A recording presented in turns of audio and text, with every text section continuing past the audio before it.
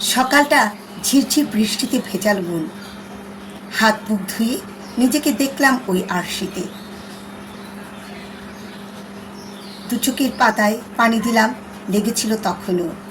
তুমি ব্যস্ততা দেখিয়ে বললে বের হবে, তোমার তাড়া আছে। আমি নিজেকে এলোমেলোভাবে রেখে যত্ন করে তোমার জন্য ধোয়া ওটা 1 কাপ চা আর সাথে বানালাম ব্রেকফাস্ট।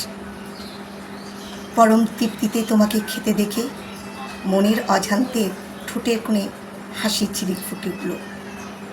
ভালোবাসার মানুষের জন্য মানুষ বিনা সত্ত্বে এত কিছু করে, যত্ন ও ভালোবাসা দিয়ে। আসলে সুন্দর ঘর তৈরি হয় মনের ভেতর।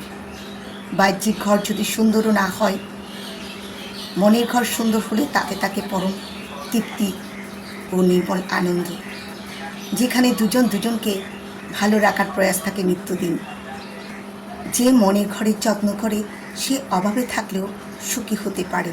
বন্ধু হয়ে মনের ঘরের যত্ন নিতে হয়।